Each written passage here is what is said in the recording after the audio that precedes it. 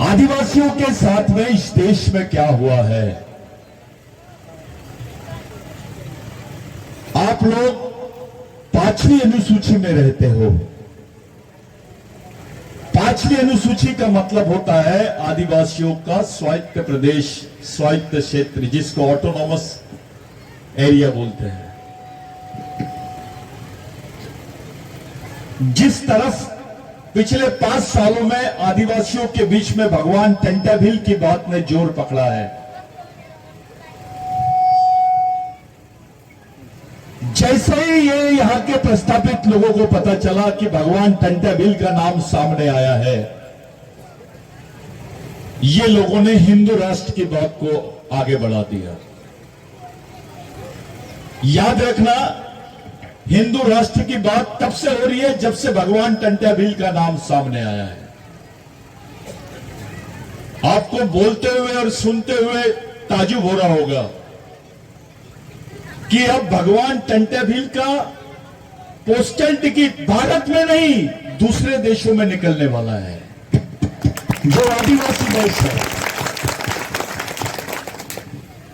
जिस वक्त पार्लियामेंट में चर्चा हो रही थी कि भाई ये क्रांतिकारी की बात करना है, वो क्रांतिकारी की बात करना है, ये क्रांतिकारी के नाम से टिकट निकालना चाहिए, ये क्रांतिकारी के स्मारक बनना चाहिए, हमारे गांडू नेता चुपचाप थे वहां पर पार्लियामेंट में। ताली मत बजाओ। मैं जानता हूं, मैं जिनको गांडू बोल रहा हूं वो मेरे को छोड़ने वाले नहीं है। वो बोलेंगे कि ये हमेशा एक शब्द वापरता है। मैं इसलिए ये शब्द वापरता हूं कि अगर मर्द होगा तो चिढ़ जाएगा। जब भगवान टंटाभिल की बात शुरू हुई तो देश में हिंदू राष्ट्र की बात शुरू हुई। सबसे पहले इन्होंने 5वीं अनुसूची का जो क्षेत्र है उस क्षेत्र को घेरना शुरू किया भाइयों। 6वीं अनुसूची के क्षेत्रों को घेरना शुरू किया इन्होंने, क्योंकि इनके हिंदू राष्ट्र में 2 ही क्षेत्र इनके लिए कांटा बन गया है। एक आदिवासियों का 6वां क्षेत्र जिसको नॉर्थ ईस्ट बोलते हैं, अरुणाचल प्रदेश, नागालैंड, मणिपुर, मिजोरम, ये जो बेल्ट है ये भी पूरा आदिवासी बेल्ट है, अपने ही वंशज है वो।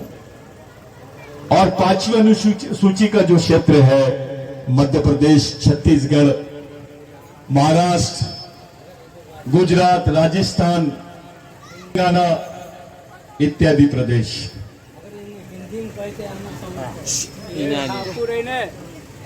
तो ये 2 क्षेत्र है जिनको इस देश से कोई हटा नहीं सकता।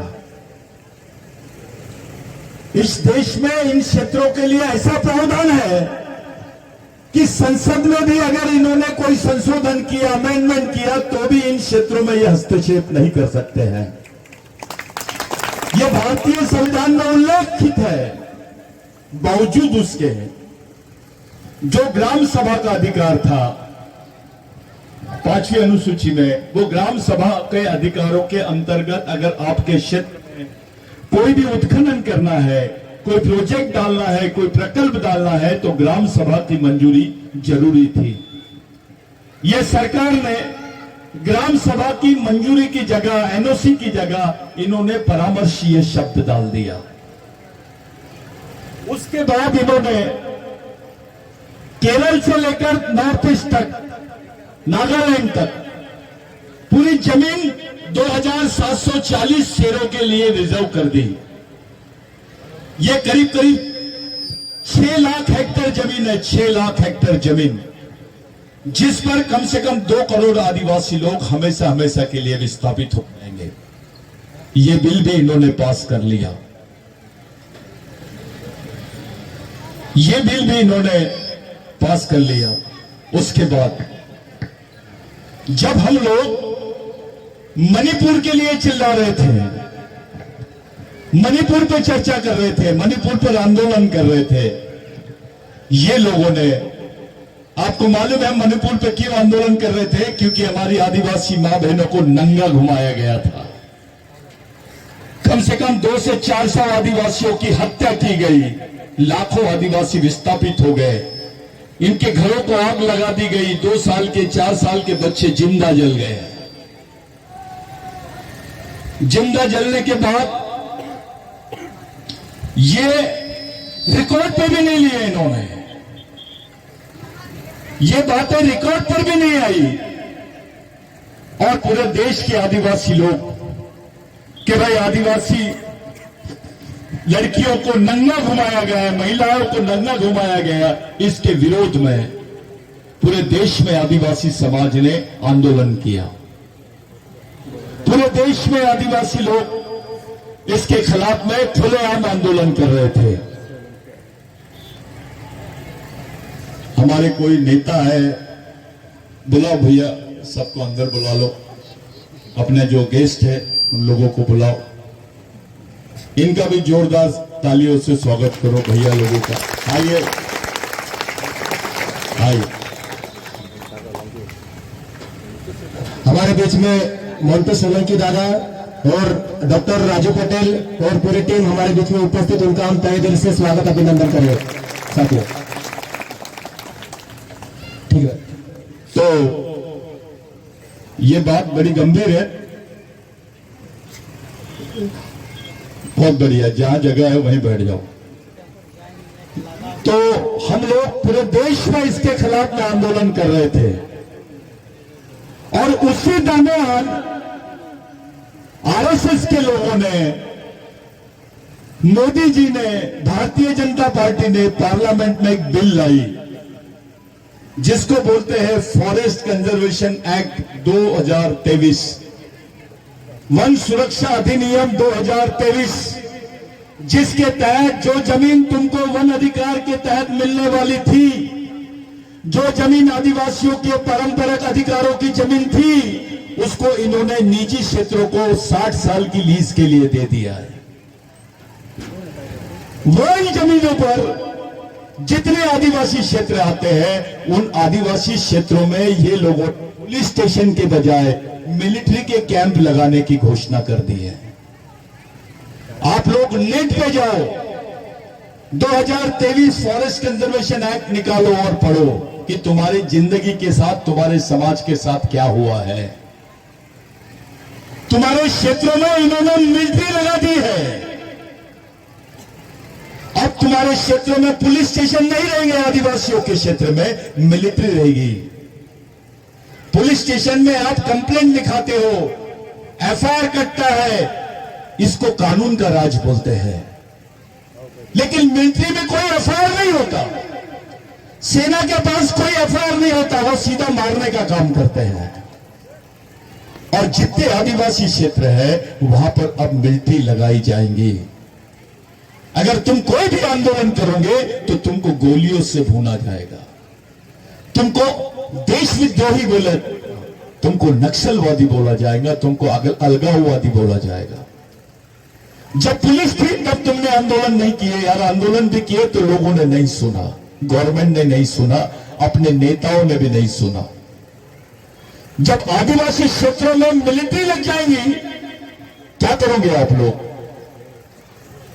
कैसे बचाओगे अपने लोगों को? कैसे बचाएंगे जमीन को? कैसे जब बचाएंगे अपनी रोजी रोटी को? कैसे बचाओगे अपने समाज को? मैं उस आदमी को नेता बनाना चाहता हूं, ये बता दे कि समाज कैसे बचेगा। मैं उसके चप्पल सर पे रखूंगा और यहां से नागपुर लेके जाऊंगा, जो ये बता दे ये परिस्थिति में अपना समाज जो घिर गया है वो कैसे बचेगा। कश्मीर में मिलिट्री लगाया इन्होंने, 370 हटा है। अब आदिवासी क्षेत्रों में 371 और 372 को हटाने के लिए तैयारी कर रहे हैं। तुम्हारे क्षेत्रों में मिलिट्री लगाई जाएंगी। मिलिट्री वाला अगर तुमको मार दिया, तुम्हारी मां बहनों के साथ बलात्कार किया, तो अस्पा कानून के तहत उस पर कोई एफआईआर दर्ज नहीं होती है, उस पर कोई 302 दाखिल नहीं होगा, उस पर किसी भी टाइप की केस दाखिल नहीं होगी, जिसको अस्पा कानून बोलते हैं। और ये अस्पा कानून पूरे आदिवासी क्षेत्रों में लगा दिया जाएगा। साथियों, ये जो मैं बोल रहा हूं, ये बहुत जवाबदारी से बोल रहा हूं कि आप लोग घिर गए। अभी हमारा काम है इस बिल के खिलाफ में सड़क पर आना। अब हमारा दिमाग इन्होंने इलेक्शन की तरफ लगा दिया है। वो समाज को बचा सकता है, वो इलेक्शन की तरफ डाइवर्ट हो गया है। उसके माइंड को डबल माइंड बना दिए इन्होंने, और ये जानते हैं कि ये लड़ाकू समाज है। ये लड़ाकू समाज को किस तरह से खत्म करना, इसकी बराबर प्लानिंग की गई है। इसी समय इन्होंने चुनाव डिक्लेयर करे, इसी समय ये बिल आए। आप अपने नेताओं से पूछो जो पार्लियामेंट में बैठे थे, भैया तू चुप क्यों था, तेरे को कितने करोड़ रुपए मिले? अब तुम्हारी जमीन नहीं है। जो तुम्हारी परंपरागत जमीन थी, जो तुम्हारी प्राचीन जमीन थी, वो जमीन तुमको नहीं मिलेगी। अब कोई दावा नहीं कर सकोगे आप, कोई वन दावा नहीं कर सकते। झूठ बोलते होंगे, कोई चूतिया बनाएगा आपको कि वन दावे के अधिकार दिला देंगे, तुमको जमीन दिला देंगे। वो गांडू झूठ बोलेगा, वो अपने समाज से गद्दारी करेगा। जब तुम्हारे अधिकार ही नहीं रहेंगे तो तुमको जमीन कहां से देंगे वो लोग? तुम्हारी हिस्से की तो जमीन इन्होंने लीज पर दे दी है। अभी 4 महीने रुक जाओ, चुनाव के बाद में तुम्हारे 7-12 बदल जाएंगे। वो पटेल रहेगा, वो विधायक रहेगा, वो कितना भी बड़ा आदमी रहेगा, उसके 7-12 पे लिख के आएगा कि उसकी जमीन लीज पे चले गई है। वो जो फॉरेस्ट की आधी जमीन जिस पर वन हक अधिकार तुम दावा कर सकते थे, वो जमीन तुमको नहीं मिलेगी। यानी इस देश में आदिवासियों को भूमि अधिकार जो है वो पूरी तरह समाप्त हो गया है। अब आदिवासी की जो परिभाषा है वो बिगड़ जंगल और बिगड़ जमीन की नहीं हो सकती है। बिरसा मुंडा ने बोला था, जिसकी जमीन उसका देश। अब जमीन ही तुम्हारी नहीं रहेंगी तो तुम्हारा देश कैसे रहेगा, ये बताओ। हिंदू राष्ट्र का मतलब होता है आदिवासी मुक्त भारत, बगैर आदिवासियों के भारत। और उसकी खुलेआम घोषणा कर रहे हैं हमारी ही जमीन पर। हमारे ही लोग उनकी थैली पकड़ के घूम रहे हैं, हमारे ही लोग उनका झंडा पकड़ के घूम रहे हैं। आपका ही भाई आपके दुश्मन की सेना का सेनापति है। किससे लड़ोगे तुम? कैसे लड़ोगे तुम? एक तरफ मिलिट्री लगी रहेगी, दूसरी तरफ कानून। अगर आप जमीन का भी आंदोलन छेड़ोगे तो ये लोग आपको भून डालेंगे गोलियों से। जो कश्मीर में हुआ अब वो आदिवासी क्षेत्रों में होगा। कैसे बचाएंगे बताइए? क्या करोगे आप? क्या रास्ता है? चलो इसको नेता बना देते हैं जो समाज को बचाने का रास्ता बता दे। मैं तो जिस दिन से भी आया उस दिन से मैं सोच ही नहीं पा रहा हूं कि क्या किया जाए, कैसे किया जाए, कौन सी पार्टी के पास जाया जाए। अरे कांग्रेस का भी राज्यसभा में बहुमत था, विपक्षी पार्टियों का। इन्होंने बहिर्गमन कर दिया और 20 मिनट में 7 बिल पास हो गए। इसका मतलब कहीं ना कहीं कांग्रेस का भी हाथ होगा इसमें। किस पे भरोसा करेंगे आप? कौन सी पार्टी पर भरोसा करोगे तुम? कौन से लोगों पर भरोसा करोगे तुम? जो तुम्हारी जिंदगी का सवाल है। इलेक्शन तो चिल्लर बात है। हिजड़ा भी लड़ता है इलेक्शन, वो भी जीत के आता है। यहां समाज की बात है, समाज को कैसे बचाएंगे इस पे बात होनी चाहिए। रास्ता बनाया जाए, कोई लड़क रास्ता बनाया जाए, अपनी आने वाली पीढ़ी को बचाने का रास्ता बनाया तो बात है। जब हम ऐसा सोचते हैं तो हमसे भी ज्यादा विपरीत परिस्थिति में भगवान टंटा भील ने लड़ाई लड़ा है। कुछ लोग भगवान टंटा भील का फोटो भी लगाने से डरते थे पहले। जब मैं यहां इस क्षेत्र में काम शुरू किया तो मैंने देखा, मेरे साथ में दादा रहते थे, बहुत सारे हमारे लोग हैं, सब लोग रहते थे। जैस के साथी भी उस वक्त पूरे कैडर्स को चलाते थे।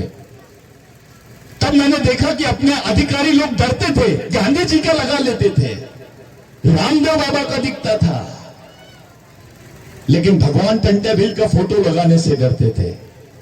क्योंकि हमारा ही आदमी बोलता था, ये तो डकैत है, ये तो चोर है, ये तो डाकू है, भगवान को डाकू बोलने वाले लोग अपने हैं। इनको मालूम भी नहीं, अबे जो जमीन तेरे पास है तेरे बाप ने नहीं, तेरे दादा ने नहीं, उसको टंटा भील ने दिया है, किसी भगवान ने नहीं दिया है। नहीं तो कोई नेता बोल दे, देश का प्रधानमंत्री बोल दे आदिवासियों को मैंने जमीन दिया है, कोई पार्टी का नेता बोल दे कि आदिवासियों को हमने जमीन दी है। झूठ।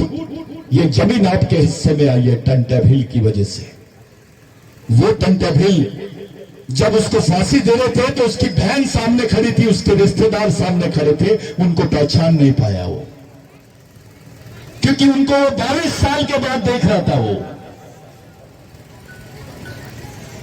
जो समाज के खातिर 22 साल तक अपने लोगों का, अपने परिवार का मुंह नहीं देखा, उस आदमी को हमारे समाज का आदमी डकैत बोलता है। अब देखो चोर बोलते थे, देखो क्रिमिनल ट्राइबल बोलते थे। तुमको ये नौकरियां भी नहीं मिलती थी, बाबा साहब ने आरक्षण बाद में दिया। पहले तो तुम्हारे ऊपर जो सील सिक्का लगा हुआ था कि तुम्हारा बच्चा पैदा भी होगा, गोंड का बच्चा, भील का बच्चा, महादेव कोड़ी का बच्चा, क्या कोरकू का बच्चा, किसी भी आदिवासी का बच्चा, तो उसको क्रिमिनल ट्राइब बोलते थे, गुनेगारी जमात।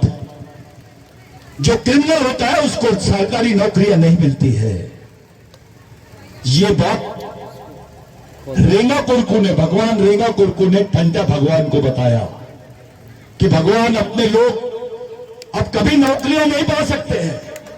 अब कोई सरकार में अपने लोगों को सरकारी महकमे में नौकरियां नहीं मिलेगी। तब भगवान टंटा भील ने बोला कि जाओ अंग्रेजों को बोल दो अगर टंटा भील को पकड़ना है तो आदिवासियों को पुलिस में भर्ती कर दो। खुद की गिरफ्तारी के लिए, खुद के समाज के हित के लिए अपने आप को गिरफ्तारी करने की बात करने वाला भगवान वो टंटा भील है। खुद को गिरफ्तार करने के लिए आदिवासियों को पुलिस की नौकरियां मिलना शुरू होगी। तब जाके तुम्हारे सामने से क्रिमिनल ट्राइबल बिल बाहर निकला। वो डोडवे ने बहुत अच्छा बात बोला कि जो क्रिमिनल ट्राइबल बिल है इसको हेरिडिटरी एक्ट के नाम से जानते थे। भगवान टंटा भील से प्रेरित होकर अंग्रेजों ने ब्रिटेन में जाके इस बिल को पास किया और भारत में क्रिमिनल ट्राइबल बिल ये बंदी हुई और वहां से आदिवासियों को सरकारी नौकरियों में नौकरियां मिलना शुरू हो गई। तो अधिकारी है, तो कर्मचारी है, टीचर है, डॉक्टर है, इंजीनियर है, विधायक है, मंत्री है, सिर्फ भगवान टंटा भील के भरोसे, किसी पार्टी के भरोसे नहीं, किसी नेता फेता के भरोसे नहीं।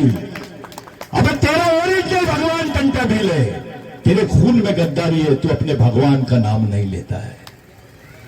ये कैसी खून में तेरा कि अपने भगवान को नहीं पहचान पाए हम लोग। 150 साल बाद में टंटा भगवान का हम लोगों ने यहां पुतला बिठाया है।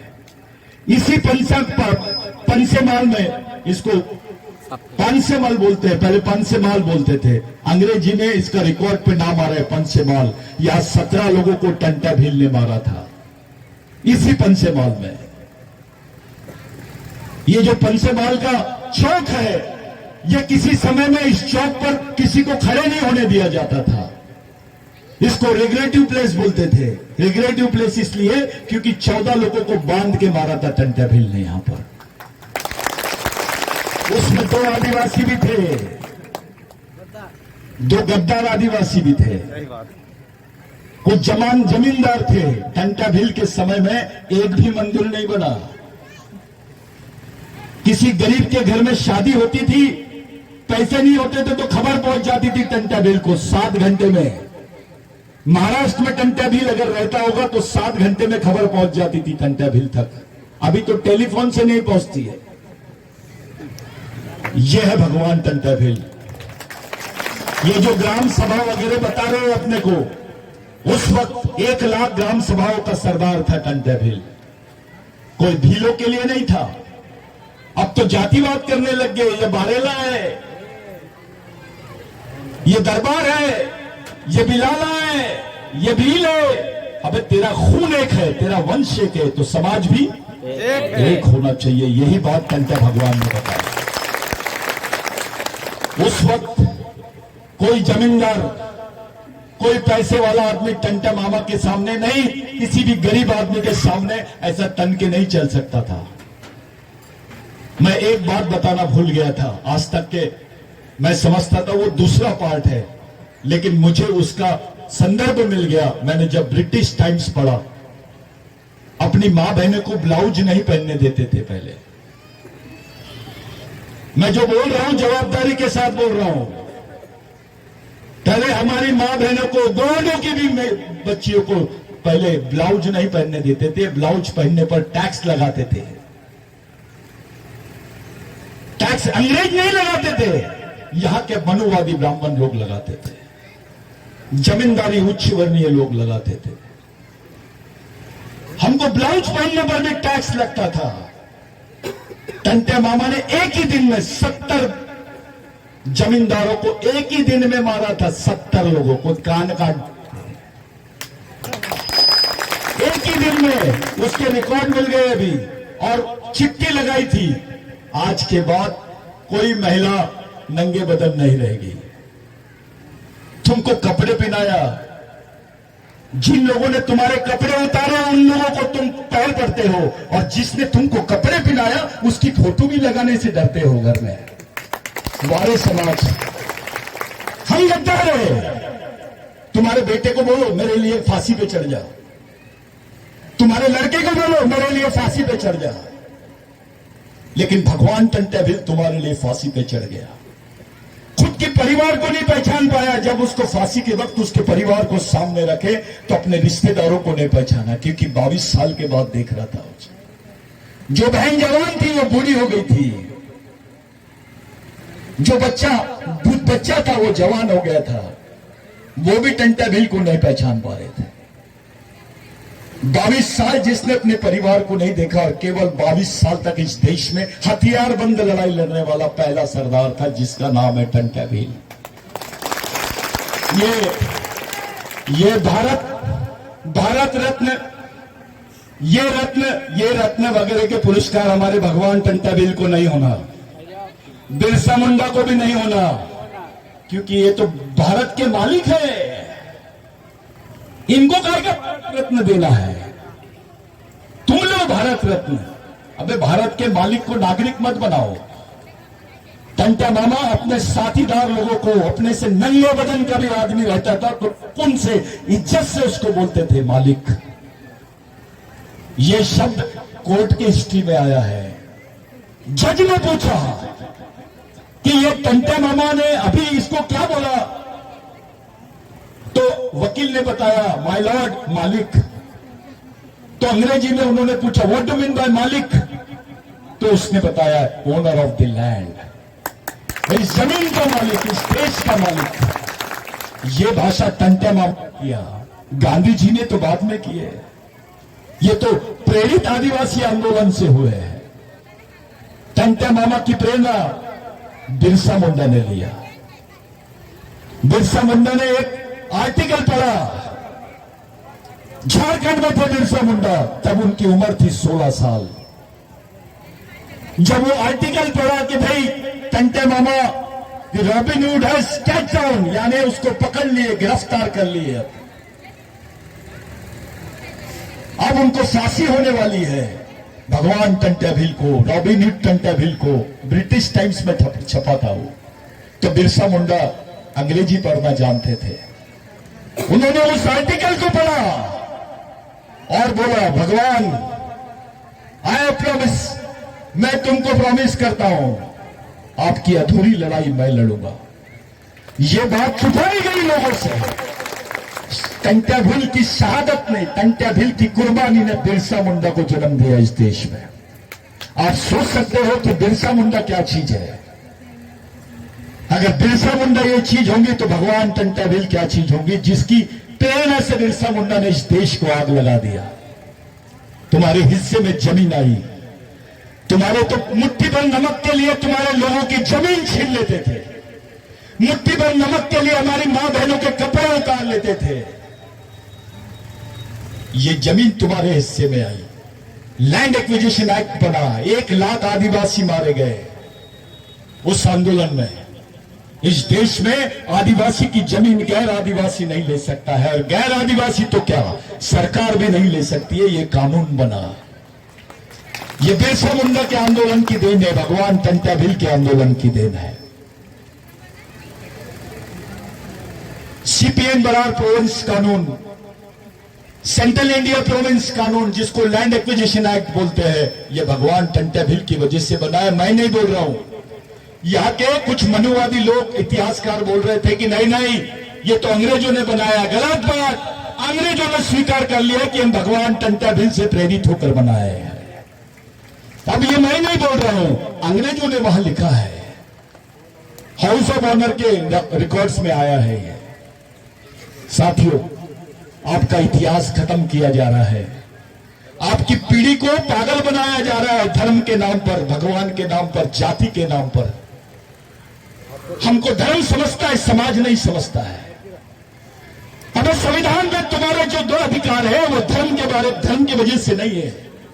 जो आरक्षण का अधिकार है, संरक्षण का अधिकार है, जमीन का अधिकार है, वो समाज की वजह से, किसी धर्म की वजह से नहीं है। जिसकी वजह से तुम्हारे अधिकार है उसी व्यवस्था को हम लोग खत्म कर रहे हैं। हमको पार्टी समझता है, नेता समझता है, धर्म समझता है, लेकिन समाज नहीं समझता है। भगवान टंटा भिल ने समाज के लिए कुर्बानी दिया है, कोई जाति के लिए नहीं, केवल भीलों के लिए नहीं, इस देश के तमाम शोषित पीड़ित लोगों के लिए। भगवान टंटा भिल की आंदोलन की वजह से तो ब्राह्मण को भी फायदा हुआ है। भगवान टंटा भिल के आंदोलन की वजह से इस देश के ओबीसी को फायदा हुआ है, एससी को फायदा हुआ है। डॉक्टर बाबा साहब आंबेडकर बचपन में टंटा भिल बनते थे, उनकी मां को टंटा भिल बनाना पड़ता था, उनको कहानी सुनाती थी उनको, क्योंकि मऊ के है भगवान टंटा भिल। उनका जो कर्म स्थल है, जिसको आप लोग पवित्र स्थल मानते हैं, जानते हो ना, पाताल पानी, और उसी मऊ में, उसी जमीन पर डॉक्टर बाबा साहब आंबेडकर का जन्म हुआ है। बचपन से बाबा साहब को टंटा भिल की कहानियां सुनाती थी उसकी मां। उस वक्त गाने बनते थे भगवान टंटा भिल के, केवल आपके प्रदेश में नहीं, मैं जहां नागपुर में रहता हूं, मेरे आजा टंटा भिल बनते थे। उनके साथी सब पूरे गांव के बस्ती के लोग भगवान टंटा भिल लिखते थे। ऐसा उनके नाम से एक खंबा लगाते थे, शेर बनते थे, उनके नाम से जंजीर बांधते थे। इतनी इस देश में इतना प्रख्यात तो कोई भगवान भी नहीं हुआ जितना टंटा भिल हुआ है। एक अंग्रेज ने लिखा, I have seen living God. James Stephen करके एक अंग्रेज है, जो ऑफिसर था, पुलिस ऑफिसर था, उसने लिखा, I have seen living God, मैंने जिंदा भगवान को देखा हूं। ये भगवान टंटा भिल के बारे में बोला है। अगर वो अंग्रेज जिसने हमारे देश में राज किया, वो तो दुश्मन थे टंटा भिल उनके, लेकिन दुश्मनों ने उनको रॉबिन हुड बोला, दुश्मनों ने उनको भगवान बोला। लेकिन शर्म की बात है, अपने ही कौम के लोग उसके बारे में नहीं जानते हैं। हमारे ही कौम के लोग उसके बारे में नाम नहीं लेते, उसको पूछते नहीं है, उसके विचारों को समाज तक पहुंचा नहीं रहे हैं। किराए की विचारधारा पे काम कर रहे हैं हम। इससे उससे विचारधारा लेने की क्या जरूरत है? भारत की 70% आजादी की लड़ाई तो आदिवासियों ने लड़ी है। कोई हमको क्या समझाएगा लड़ना? हमारे तो खून में है लड़ना, हमारे डीएनए में लड़ना है। ये टंटा भिल की बात है मेरे भाइयों। टंटा भिल ऐसा वैसा नाम नहीं है। ये पुतला लगा दिए, 2 अगरबत्ती लगा दिए, हार चला दिए, टंटा भिल का एहसान खत्म। हमारी 10 पीढ़ी भी जाएंगी ना तो टंटा भिल के खून का, हमारा खून का कतरा कतरा उसका गुलाम रहेगा। वो नाम है टंटा भिल। मैं तुमसे सच बता रहा हूं, टंटा भिल के आंदोलन से लेकर, प्रेरणा लेकर आज अफगानिस्तान में आंदोलन शुरू हुआ है। साउथ अफ्रीका के लोग भी टंटा भिल का जिक्र करने, बांग्लादेश में नाम आ रहा है टंटा भिल का, बॉर्डर एरिया पाकिस्तान का, वहां पे भी लोग टंटा भिल को मानते हैं, क्योंकि वहां पर जितने भील है वो इस्लाम ले लिए, लेकिन उनका आराध्य है टंटा भिल।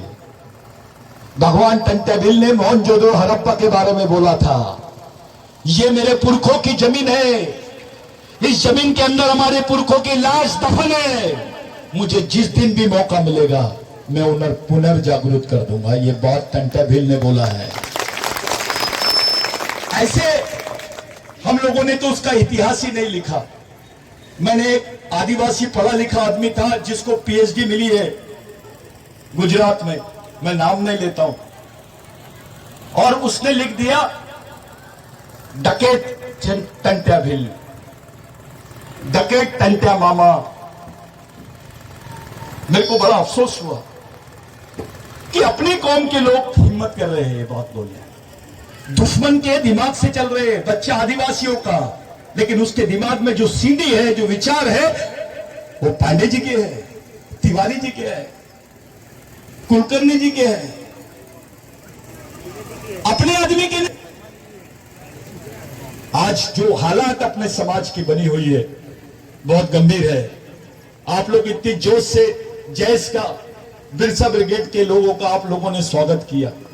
शायद ऐसा लगता है मेरे को, आपको ऐसी लग रही होंगी कि बहुत उम्मीद है सतीश दादा आया है कुछ तो भी करेगा। मैं हकीकत बता दे रहा हूं, मेरा दिमाग चलना बंद हो गया है जिस दिन से मुझे पता चला है कि आदिवासी क्षेत्रों में मिलिट्री लगाई जाएगी। क्या करेंगे ये जैस के लोग? कौन है इनके पीछे? कौन सा नेता है तुम्हारा जो इनको मदद कर सकेगा? कौन वाली है? तुम्हारे लोग जिंदगी कांग्रेस के पीछे घसते हैं और टिकटों के लिए करोड़ों रुपए दे रहे हैं। अबे उधर करोड़ देने के बजाय यही करोड़ देना बे, अपनी कौम के लिए कुछ कर दे खर्चा। इतना पैसा है तो। पिछली बार बिरसा ब्रिगेड ने कांग्रेस को बहुत मदद की थी हमने। वो इसलिए की गई थी क्योंकि आरएसएस आदिवासियों के बीच में बहुत बढ़ गया था। उस वक्त जैस का कार्यक्रम थोड़ा कम था लेकिन गर्म था, तो हमारे लड़कों को ये लोगों ने बेवकूफ बनाना शुरू कर दिया था। कुछ लोगों को ऐसा लगा, जो रहनुमाई करने लगे उनको लगा वो देश के नेता बन गए। थोड़ा कुछ हुआ कि उसको ऐसा लगता है मैं बहुत बड़ा नेता बन गया। अपने आंग में नेता आता है, टंट्या भिल नहीं आता है। हमको जल्दी समझ में आ जाता है पॉलिटिकल भाषा, सामाजिक भाषा नहीं समझती है। उस वक्त सभी साथियों ने, सभी लड़कों ने, जैस के लड़कों ने, बिरसा ब्रिगेड के लोगों ने और भी संगठनों ने मिलकर कांग्रेस को मदद किया। सिर्फ और सिर्फ आदिवासियों की वजह से मध्य प्रदेश में गवर्नमेंट बनी कांग्रेस की। आज वही कांग्रेस आदिवासियों के प्रश्नों से पल्ला झाड़ रही है। कोई नेता सामने नहीं आ रहा है, ये नहीं बोल रहा है कि भैया जो बिल पास हुआ है पार्लियामेंट में उसको हम निरस्त कर देंगे। कोई बोल रहा नहीं है, कोई बात नहीं कर रहा। अपने नेता तो बोलते ही नहीं, वो तो मुक्के जानवर जैसे खड़े हैं वहां। आदिवासी का एक भी नेता मध्य प्रदेश में कांग्रेस का आपको टिकट दिला सकता है क्या? बताइए। और अपने समाज के सिवा कांग्रेस की पॉलिटिक्स नहीं होती है। वोट हमारे, नेतागिरी तुम्हारी, हमारा आदमी नौकर जैसा काम करेगा। ये चलेगा नहीं। और पार्टी बना लेना ये भी हल नहीं है। अब हमको चतुराई से काम करने की जरूरत है, क्योंकि केवल राजनीति ये नहीं है, हमारा पूरा समाज फंस गया है चक्रव्यूह में। इसमें से निकलना है मेरे भाई। थोड़ी भी गलती होगी ना तो हमको कोई माफ नहीं करेगा। मैं ये बात बंद रूम में करना चाहिए, खुले मंच पे कर रहा हूं। मैं जानता हूं इसमें से कुछ लोग पूरी ले जाके खबर सुना देंगे, सुनाना चाहिए। सबको पता चलना चाहिए कि ये बात खुलेआम चर्चा में आ रही है और मैं कर रहा हूं। मेरे को पागल कुत्ते ने काटा है।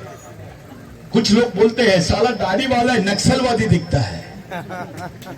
ऐसा आदमी बोलता है जो धोती पहनता है। अबे मैं भी इंजीनियर हूं, मैं भी पढ़ा लिखा हूं, मेरे को भी समझता है मेरी कौम के बारे में। बेवकूफ नहीं हूं मैं। इतने सालों से समाज की जमीन पे काम कर रहा हूं। मैं चाहता तो मैं भी मिनिस्टर बन जाता था। बहुत शॉर्टकट है बनना, बहुत आसान है। मैं भी चाहता तो ये सब चीजें, ये क्रांतिकारियों के विचारों को लेकर पूरे देश भर नहीं घूमता। मेरे को गर्व है ये बिरसा ब्रिगेड की वजह से आज पाकिस्तान का आदिवासी तो भगवान टंट्या भिल की बात कर रहा है, बिरसा मुंडा की बात कर रहा है, नेपाल का आदिवासी बात कर रहा है, ईरान का आदिवासी बात कर रहा है, इराक का आदिवासी बात कर रहा है।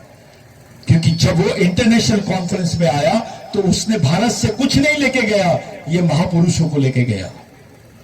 और पूरे उनकी हिस्ट्री आज पूरे विश्व के आदिवासियों की प्रेरणा बन गए हमारे क्रांतिकारी। मेरे लिए, आप आम लोग के लिए यह चुनौती है, चुनाव नहीं है। यह चुनौती है, हमारे सामने सामाजिक चुनौती है कि हम अपने अस्तित्व को बचाएंगे कैसे। याद रखिए, नेता बड़ा नहीं होता है, पार्टी बड़ी नहीं होती है, समाज किसी भी कंडीशन में बड़ा होता है। और मैं ऐसा मानता हूं, नेता कोई भी जीते, नेता कोई भी हारे, पार्टी कोई भी जीते, पार्टी कोई भी हारे, समाज नहीं हारना चाहिए। बस ये याद में रखिए। आज के दिन जितने लोग यहां पर मौजूद हैं, सभी अपनी जगह एक सोच रखते हैं, अपना अपना एक नजरिया है उनका, कम ज्यादा तो सभी जगह होता है। लेकिन हो सकता है जो चीज मैं नहीं सोच पा रहा होगा, वो चीज दिमाग में चल रही होगी। आपको सब लोगों से सीखना है। बच्चा भी बोलता है सीखना है, क्योंकि सीखने की उम्र कम नहीं होती, आदमी मरते रहता है तब भी सीखता है।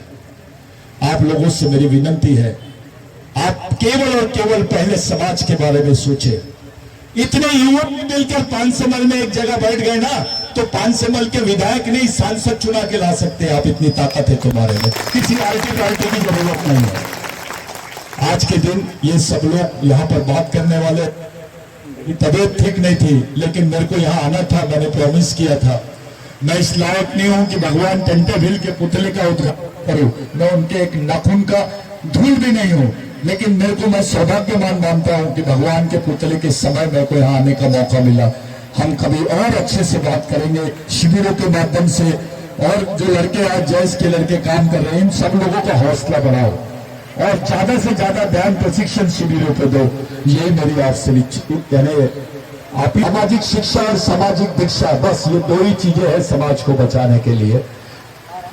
जय टंटा मामा, जय बिरसा, जय आदिवासी। धन्यवाद।